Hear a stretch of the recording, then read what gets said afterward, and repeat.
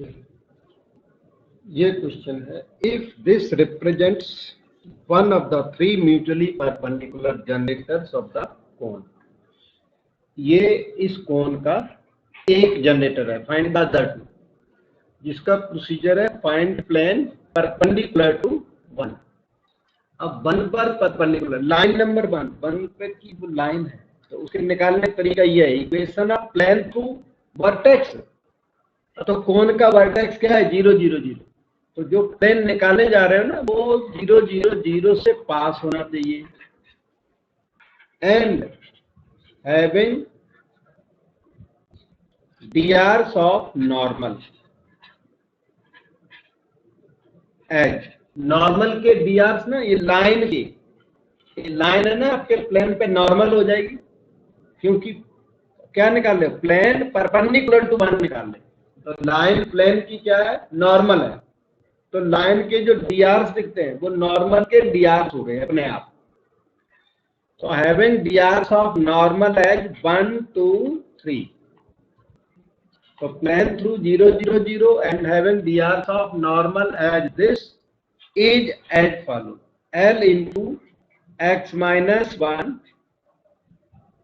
मैंने थोड़ी सी गलती कर दी, LMN का रोल ये 1 into x minus 0 plus 2 into y minus y1 plus 3 into z minus z1 equal to 0। क्योंकि वो इक्वेशन ये होती है a into x minus x1, ये फॉर्मूला है प्लेन का, b into y minus y1 c into z minus z1 is equal to 0। ये हो गया x plus 2y plus 3z equal to 0, equation number 3। तो find plane perpendicular to one, वो तो हो गया। अब इस प्लेन का कोन के साथ इंटरसेक्शन निकालोगे। वो इंटरसेक्शन क्या होगा? दो लाइंस होंगी, वो दोनों लाइंस भी वर्टेक्स से ओरिजिन से पास होंगी। वर्टेक्स आपके कोन का ओरिजिन है। ओरिजिन क्यों है? क्योंकि इक्वेशन ये वाली होमोजीनियस है, इसलिए इसका वर्टेक्स ओरिजिन है। तो आप क्या करिए कि इस कोन का, इस प्लेन का कोन के साथ इंटरसेक्शन निकालिए। तो let the lines of intersection, let the lines of intersection of plane number 3, plane number 3 with cone 5yz minus 8zx minus 3x by equal to 0. Let the lines of intersection of plane number 3 with this cone number 2 be as follows. वो lines of intersection पहले assume करें और फिर उनको निकालने की try करें। तो वो x minus 0 by L, x minus x1 by L, y minus 0 by m, z minus z1 by n। ये लाइंस ऑफ इंटरसेक्शन हमने अज्यूम कर ली। अगर किसी तरह LMN आपने निकाल लिए तो वहीं पर आपका क्वेश्चन कंप्लीट हो जाएगा। LMN की वैल्यू यहाँ पुट कर देना, वो अपने आप लाइंस ऑफ इंटरसेक्शन जनरेटर हो जाएंगे कोन के। ठीक है, तो उसके लिए अब क्या करोगे? अब एक काम करें कि ये लाइन किसकी है? प्लेन की, और ये किसकी है? कोन की। तो ये लाइन और कोन दोनों को, प्लेन और कोन दोनों को ये सेटिस्फाई करेगी। Equation number 4। ठीक है, हाँ, लैम्डा करके काम चला सकते हो आप। डायरेक्ट ना LMN सेटिस्फाई करा दो, क्योंकि लाइन आपकी ओरिजिन से पास हो रही है। जब भी ऐसा हो ना, cone comma line both pass through origin, दोनों ओरिजिन से पास होते हैं, इसलिए LMN satisfy both plane as well as cone. Cone line और वो प्लेन भी ओरिजिन से पास होता है। तो कोन ठीक है, लाइन पास थ्रू ओरिजिन। तो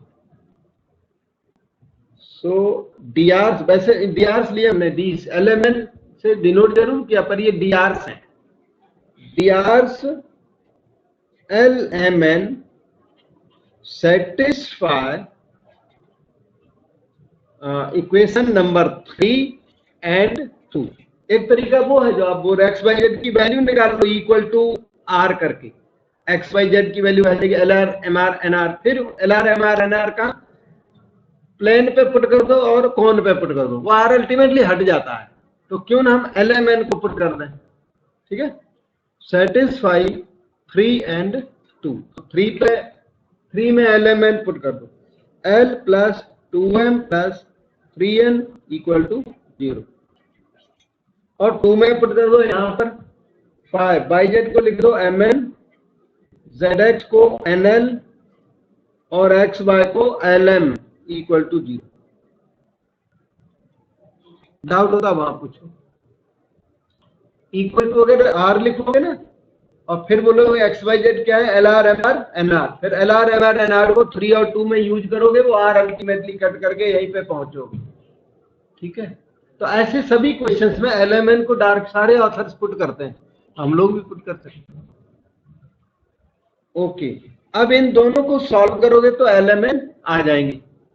5 और 6 को सॉल्व कर दो तो एलएमएन समहाउ आ जाएंगे। एलएमएन का रेशियो आ जाए तो भी चलेगा, क्योंकि these are only 2 equations but unknowns are 3, ठीक है। तो still we can find the ratio, क्योंकि हमें डायरेक्शन रेशियो चाहिए, डायरेक्शन कोसाइन से मतलब नहीं है।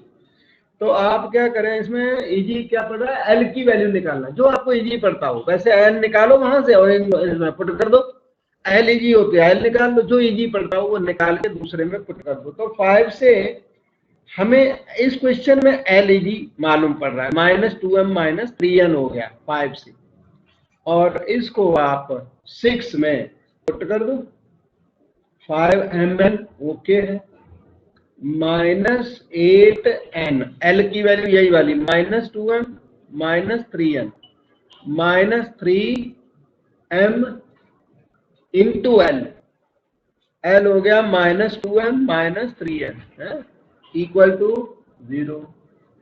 सो you have 5mn okay plus 8 to 16mn plus 24n square plus 6m square plus 9mn is equal to 0।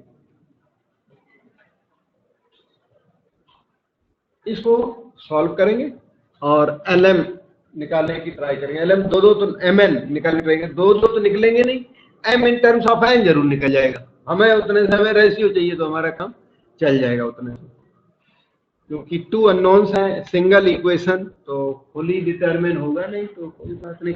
6m square plus 16 9 25mn plus, अच्छा और भी है 30mn plus 24n square equal to 0।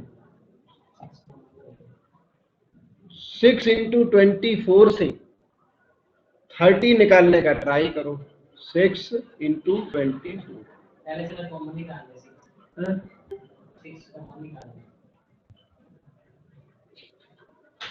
हाँ, each member 6 से divisible है, थोड़ा आराम पड़ेगा बिल्कुल। m स्क्वायर प्लस 5mn आराम से हो गया, देखो 4n स्क्वायर इक्वल टू 0। तब तो 4 बन जा 4 डायरेक्ट हो गया, तो ज्यादा करना ही नहीं कुछ।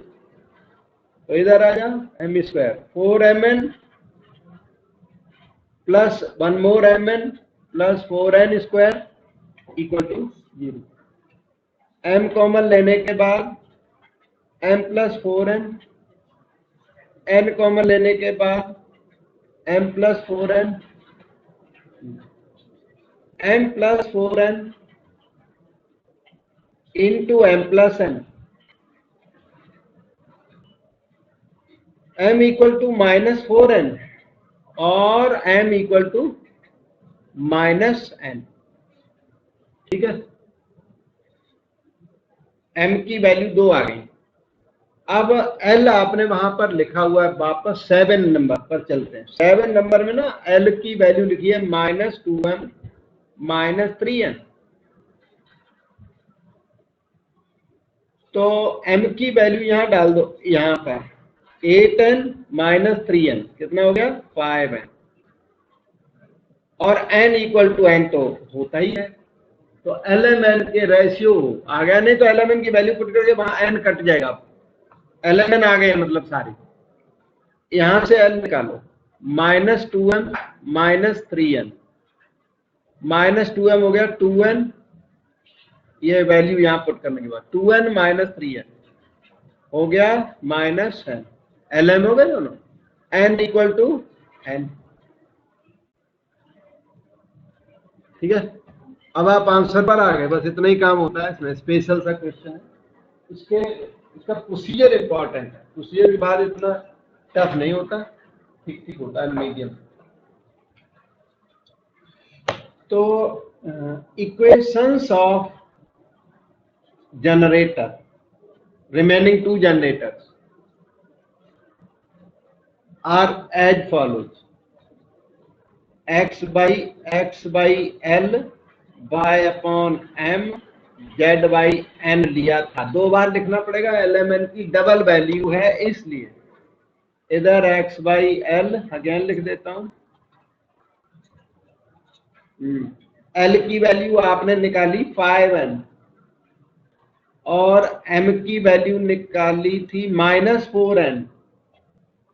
ये वाली इधर वाली वैल्यू पुट करनी है, इधर वाली m की वैल्यू ये -4n, l की वैल्यू 5n और n की value n through out cancel हो गया, x by 5 y upon -4 z upon 1, ये आपका आंसर भी बन गया। ठीक है, और दूसरा आंसर बनेगा इस साइड में, x अपॉन l की वैल्यू -n, सेकेंड वैल्यू इस साइड में है, देखो वो लिखिए ऊपर, l की वैल्यू -n, m की वैल्यू भी -n, ये n की वैल्यू है, तो x upon -n, y upon -n, z upon n, -n का डिवीजन वगैरह करके x upon 1, y upon 1, z by -1, ये आपका सेकेंड आंसर। ठीक है, इस पर बेस्ड क्वेश्चन कुछ इस तरह भी आ सकता है और आया है।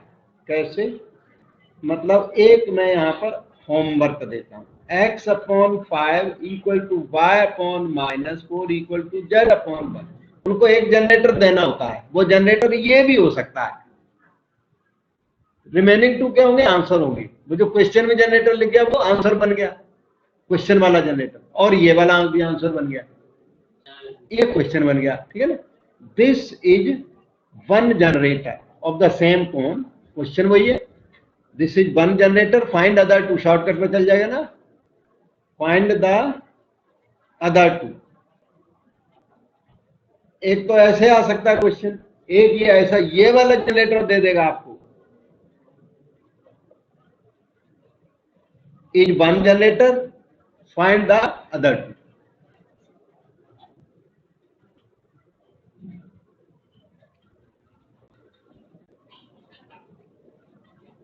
ठीक है, तो इस तरह से एक क्वेश्चन से 3 क्वेश्चन जनरेट हो जाते हैं। बाकी जो स्टैंडर्ड क्वेश्चन है वो 2 ही है, एक करा दिया, एक और है, 2 क्वेश्चन स्टैंडर्ड, पर इन्हीं में से क्वेश्चन वो प्रोड्यूस कर लेते हैं, जो आंसर है उसको क्वेश्चन बना देते हैं, आंसर वाले जनरेटर को, और क्वेश्चन वाले जनरेटर को आंसर बना देते हैं। ठीक,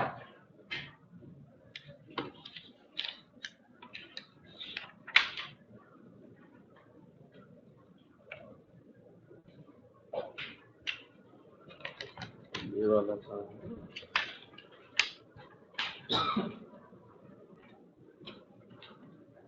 जब फोन कर रहे थे तब उस टाइम ये छूट गया था, तो आगे जाना, आगे और काम करना था। मेरे नोटिस में था ये क्वेश्चन, मैंने कभी न कभी एग्जाम के दिन तक करा दूंगा, लेकिन ठीक टाइमली हो गया हमारा काम।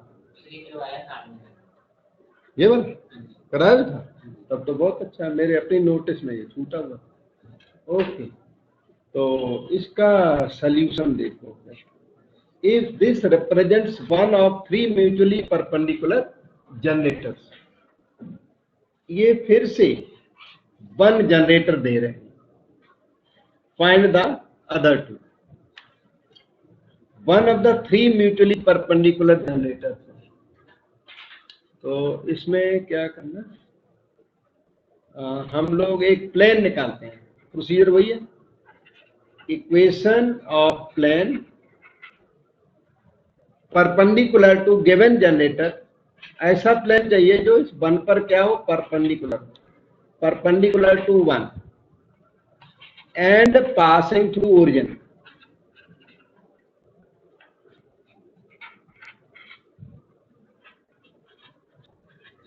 एज फाइव, वो प्लेन जो 0 0 0 से पास होता हो और डीआर इक्वेशन नंबर 1 का यूज करें।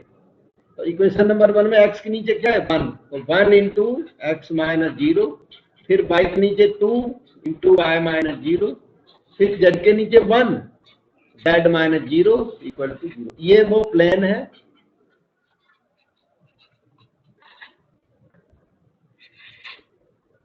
वन टू थ्री रख लो उसको।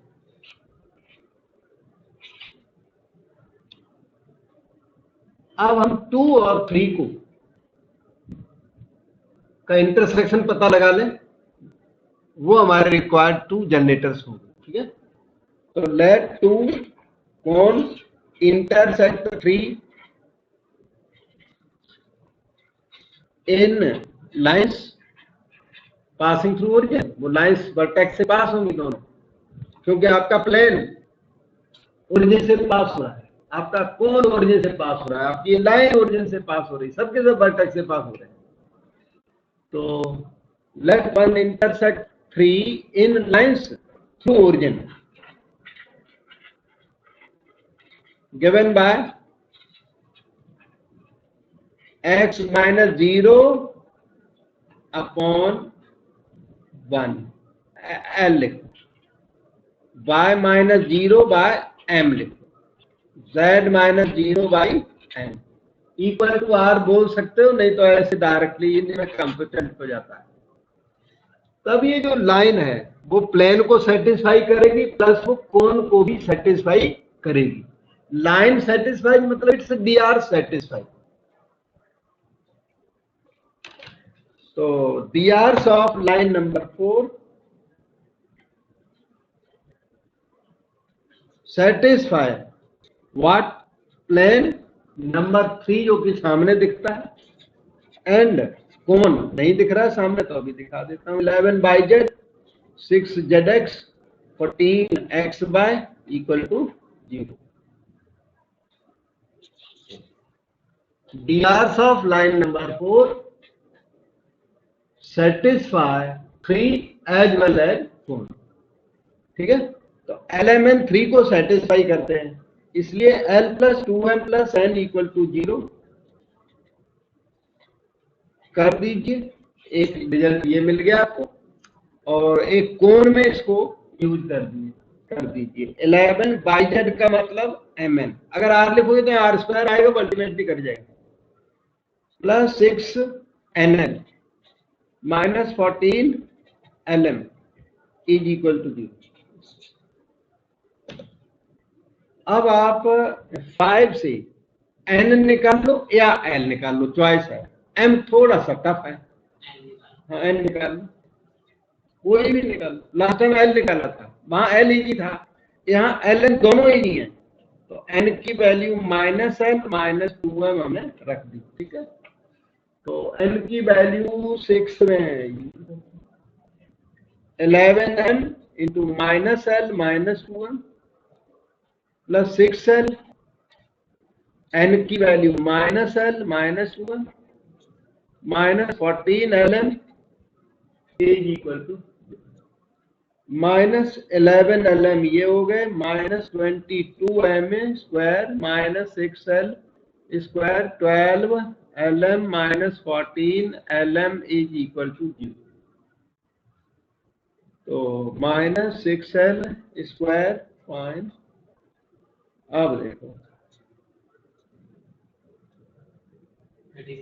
37 LM minus 22m square equal to 0। इस बार वो डिवीजन नेगेटिव का लगा केवल 6l square 37lm plus 22m square equal to 0। 6 into 22 6 into 22 से ऐसे देखो 6 2 या 12 कर लो और अच्छा 11 कुछ अभी बात बन नहीं पाई। यस 4 यहाँ रखो 4 इंटू 33 शूट कर जाएगा। ठीक है, बस यही एक जगह पर थोड़ा सा पिकुलियर होता है, अदरवाइज स्ट्रेट फॉरवर्ड क्वेश्चन और बहुत इंपॉर्टेंट है।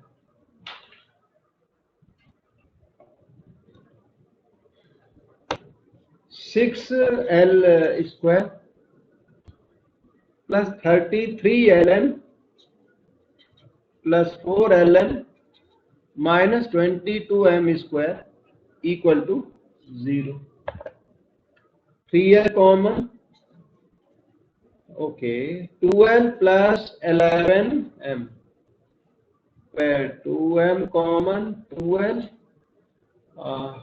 ये प्लस है 11m इक्वल टू 0 प्लस ये वो 22m स्क्वायर ये वाला टर्म 12 प्लस 11m आउट। दूसरा हो गया 3l plus 2m equal to 0। अब या तो l निकाल लो चाहे m निकाल लो। l आ गया माइनस 11m बाय 2 यहां से, और यहां से l आ गया माइनस 2m अपॉन 3। ठीक, m इक्वल टू m जो होता है वो तो होता ही है। n और निकाल लो, n वहां से निकलेगा। n is minus l minus 2m, minus l means 11m by 2 minus 2m, 11 minus 7m by 2। Okay l ये m इक्वल टू m तो होता ही है, n निकालना पड़ेगा। Minus l minus 2m, minus l हो गया 2m by 3 minus 2m, minus 6 plus 2 minus 4m by. So generators अब आने लगे, आंसर आने लगे। जनरेटर इज, यहां बोलो अनदर जनरेटर इज, तो जनरेटर आया x बाई एल की वैल्यू ये है माइनस 11m बाय 2, फिर by upon m z by n 7m by 2, ये हो गया 2x by minus 11 y upon 1 and 2z by 7। ये आपका आंसर होगा। ये वाला x अपॉन l का मतलब minus 2m by 3 y upon m, और z का मतलब माइनस 4m बाय 3। उससे ये मिला 3x bye 2 y upon minus 1 और 3z बाय 4। ये आपके दोनों तरफ के आंसर हो गए और आपका ये फिनिश हो गया। वो अल्टरनेटिव आ सकता है, मतलब एग्जाम में हो सकता है ये वाला जनरेटर दे दे और रिमेनिंग 2 पूछते हैं इसी, बस इससे ज्यादा और कुछ ट्विस्टेड फॉर्म में ये नहीं होता। तो